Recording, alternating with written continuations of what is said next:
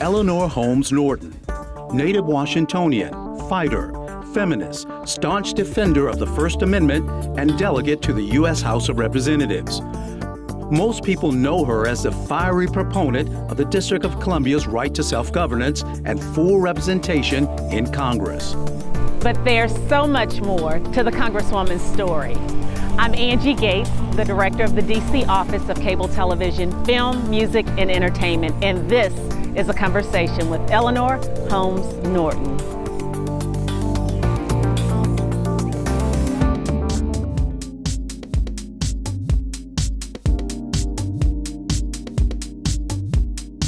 First, let me say thank you. It is indeed an honor and a pleasure to speak with you today. So most people know that you are a native Washingtonian, but can you share with us and tell us about your family roots here in the district?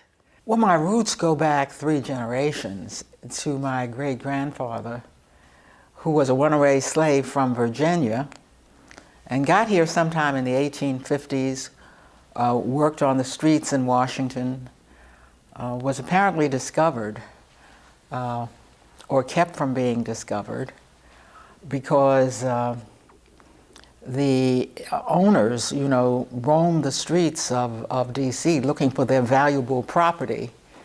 And my great-grandfather, Richard's owner, came up and said, "That's my slave." But by that time, my great-grandfather had been working on the streets with the straw boss for some time. And to prove it, the owner called his name, Richard. Richard kept digging, and the straw boss said, "That can't possibly be your slave." He never even answered to that name. That's how he got to stay in Washington. And I have tried to remember my great-grandfather when I think of what I do here in the Congress. Born in 1937, a young Norton grew up in a District of Columbia which was still very much a small southern town, but one that offered one of the best educational options available to black students at that time. The district was a segregated city. I had the good fortune to go to perhaps the best segregated high school in the United States. Many storied blacks went to Dunbar High School, and I was in almost the last class before the integration of schools. I graduated in 1955. And this high school, because it was essentially a magnet school, sent people to all the best colleges and they all came to recruit at Dunbar High School. So in a real sense, it was a kind of cocoon, protecting us from the worst of segregation and certainly protecting us from any notion that we were inferior. So I have deep gratitude to my parents, of course, but to my teachers at Dunbar, at Banneker Junior High School, at Monroe now, when I was a child, for keeping my roots in the city from essentially being used against me. DC had a population that was very aspiring, and during segregation refused to acquiesce to segregation. That's how we broke down segregation even before it broke down in other parts of the United States. So Dunbar, let's talk about your departure from Dunbar, and when it was time to prepare for college, you decided to leave DC. You attended Antioch University for your undergraduate studies and then moved on to Yale University for your graduate studies and law degree. Share with us how attending those universities influenced you. First, it says a lot about my wanting to go away to school. It says a lot about Dunbar. It says a lot about my parents. DC has fine universities here, particularly Howard University. But if you went to Dunbar, you wanted to spread your wings. I'll be forever grateful for Antioch, which helped me unroot myself from a segregated environment and fly any way I wanted to. And fly I did. I became very political there.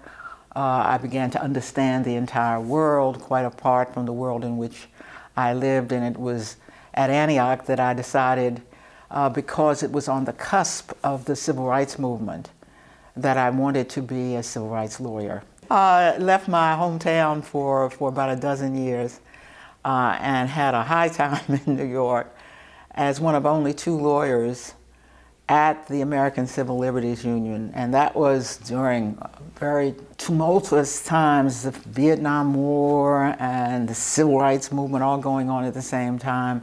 For most of the ACLU work, even today, involves people who are challenging the society. So most of my cases were like that too, but I also got to test the resolve of the ACLU and my own resolve that everybody deserves representation if his or her rights under the Bill of Rights have been violated.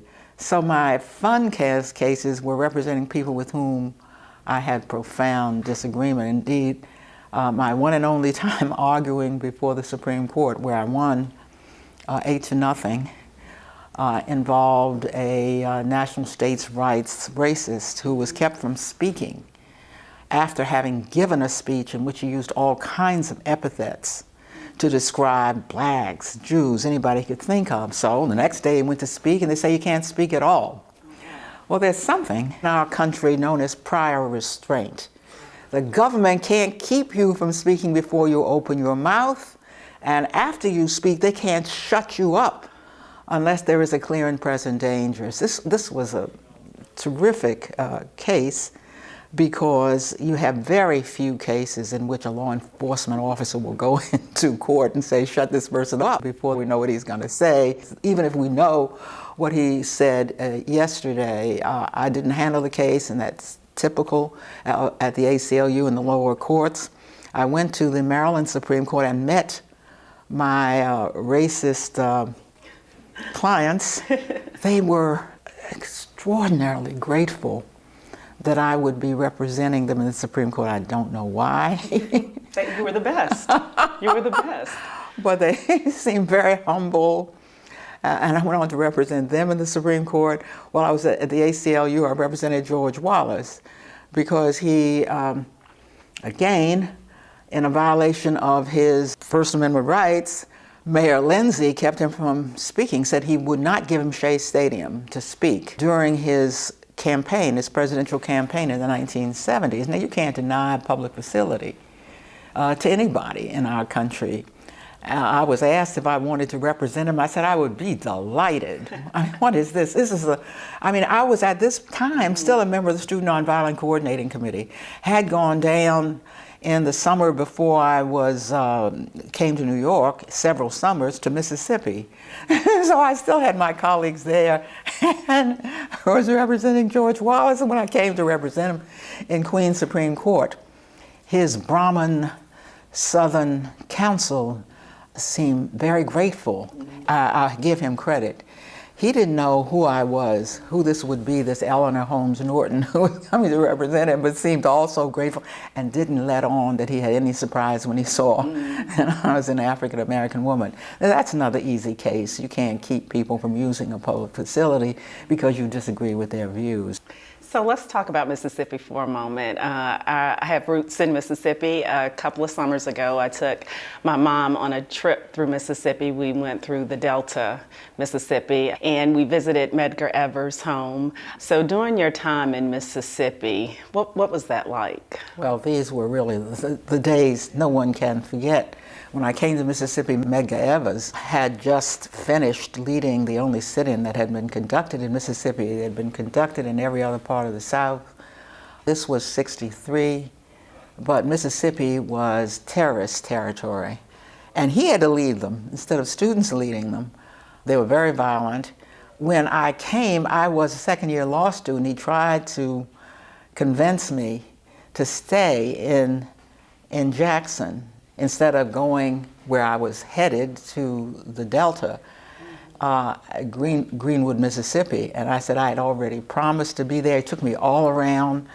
Then that evening, he put me on a bus to go to Greenwood. I went to Greenwood to stay with some sharecroppers. They said that they would be gone when I woke up because they went to pick whatever they picked. They showed me how to get in a tin tub how to heat the water to get there to take a bath. This city girl learned the hard way, was sitting in that tub when the SNCC students came down the road, knocked on the door and said, are you the law student that's come to help us? They want you up the road because Medgar Evers has just been shot and killed.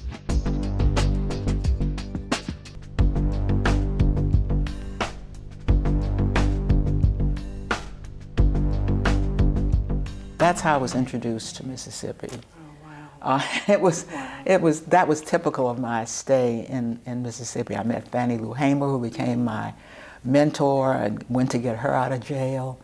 And this is all almost at the same time that I'm becoming Assistant Legal Director of the American Civil Liberties Union, North and South.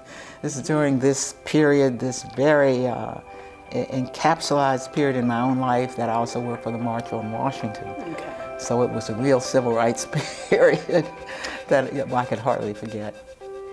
It's the mid-1970s, and after a 22-year absence, Mrs. Norton returned to her hometown, where she became the first female chair of the U.S. Equal Employment Opportunity Commission.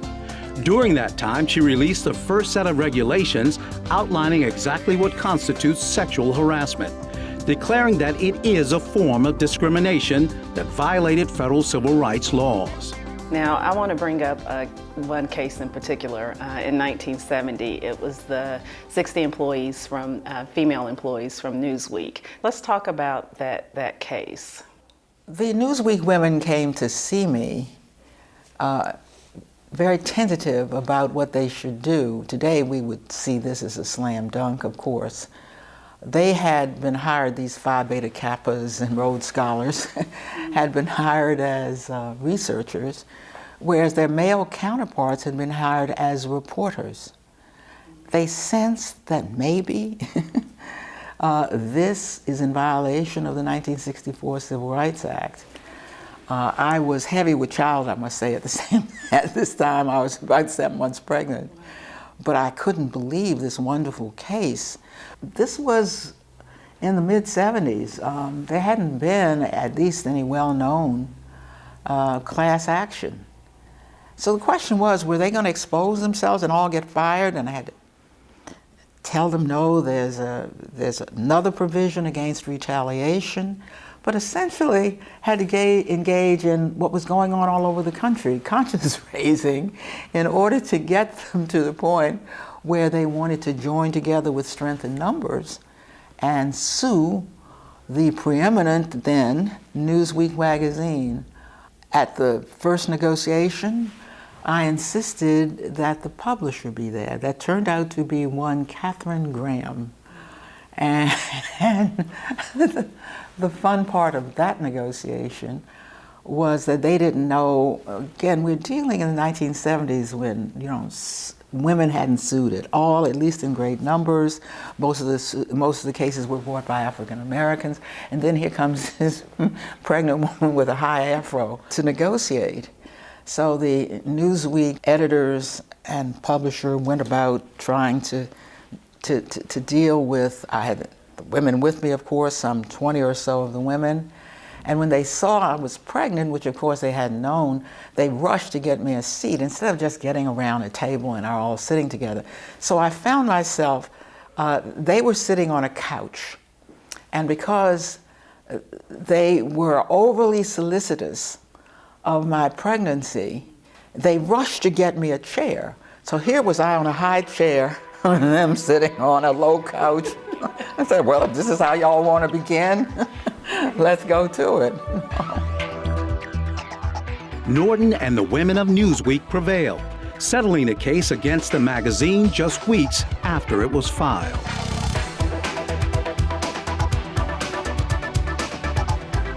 Now let's talk about your political career. After being a stellar lawyer, what made you decide to go into politics? I never anticipated a career in politics. Walter Fauntleroy decided to run for president, and then people came and said, Eleanor, you're a native Washingtonian, why don't you run it? By that time, I had tenure as a professor of law at Georgetown. That's lifetime. You don't easily decide, oh, let me throw that aboard and go do something else for a seat that was an open seat, which meant that many people would be running.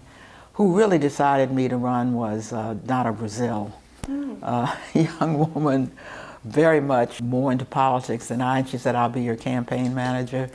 And it was more because of Donna's guidance that I decided, I, who did not have political experience, to run. At least 6 people ran for the office, and finally was able to win a seat in Congress and never look back. I will not yield, sir. The District of Columbia has spent 206 years yielding to people who would deny them the vote. I yield you no ground. I'm asking you by congressional act now to allow us to have authority over every penny, $7 billion of it, raised in the District of Columbia by the people of the District of Columbia. I won the right to vote on the House floor. And here's where being a lawyer comes in handy, although I can tell you that any first-year law student could have figured this out. I vote in committee. That may be the most important vote I have, because matters get decided in Congress in committee. By the time they go to the floor, they've been decided, especially in the House. Initially, many matters go to something called the Committee of the Whole. Now, that's not where final sign-off is done, but it is where many matters essentially get decided. So I reasoned, if I have the vote in committee, why can't I have the vote in the Committee of the Whole? So I went to Tom Foley, who was then Speaker of the House, a Democrat, and he was taken aback. He said, no one from the district has ever voted on the House floor. I have to send this to outside counsel. Outside counsel said, it's your discretion. Vote in committee, vote on the floor in the Committee of the Whole are at your discretion. Got it. The Republicans sued, went all the way to the Court of Appeals, and then had a nerve to go to the Supreme Court. So my right to vote for the District of Columbia on the House floor remains. Every time the Republicans come back, they take it back. That always gives me more energy to help win back the House, as I am now trying to do. So let's talk about statehood and your push for statehood. How critical has it been for the support of Mayor Bowser in the city to stand behind that initiative and work with you on that campaign? We are completely united, and I certainly couldn't press forward in the way I've been able to do without the support of Mayor Bowser and, for that matter, Council Member Phil Mendelson. But you need a united city when you're trying to take an uphill climb. And this is very uphill. She comes to the Congress, for example, whenever I introduce the bill. That helps me to show that this is not my bill, this is the District of Columbia's bill. Here's the leader of the city sitting right beside me, making the case herself. We've been able to get an increasing number of Democrats to become sponsors of the bill. First, original co-sponsors, and that's a person who stands with me when I first introduced the bill, and then other co-sponsors. So the unified support of the city, especially the mayor of the city, is essential, or else I wouldn't be believed when I said the District of Columbia wants statehood. Of course, now we have the statehood vote. 85% voted for statehood. And congratulations. Well, that's owed really to Mayor Bowser and the city. Nothing can stop us now. Statehood, yes! How can we support you by educating the residents about statehood and the process? What are some ways that we can work with you on the education side of it? Well, if I had any self-criticism for a city, and I mean residents, not public officials any more than residents, it would be that we have not moved on to use social media to get the education out there that people don't have. People think, according to all the polls, that we have the same rights they do. They don't even know that we have taxation without representation because there's been no way to get to them. Social media shows there is a way to get to them, but that can't be done by public officials. Under the ethics rules, for example, in the House, we can't lead such an effort. That has to be done by citizens. Now, citizens are tweeting and using social media every day, but there's no coordinated effort. So that my greatest frustration is not that the Republicans won't vote for us, it's that their constituents don't even know that the almost 700,000 people who live here don't have the same rights they have. Today, we can get that message to them. I am privileged to represent the 700,000 American citizens, growing by 1,000 every month in your nation's capital. We are so proud of our city, with a budget larger than that of 13 states, that we want to become the 51st state of the United States. Statehood for the District of Columbia.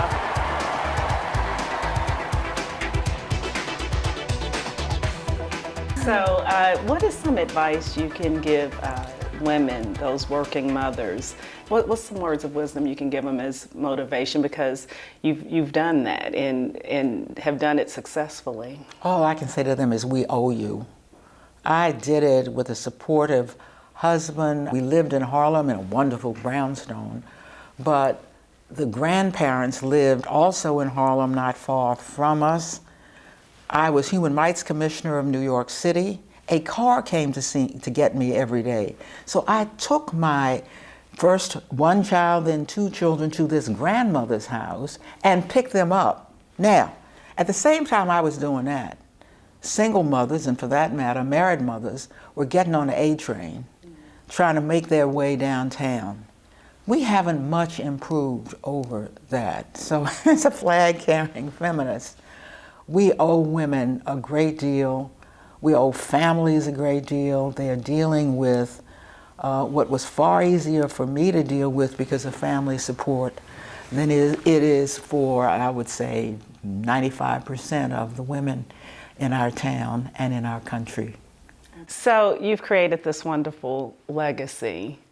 What do you want to be most remembered for? It's very hard for me to say, because I ain't going nowhere. Well, I don't know what I do without the fight.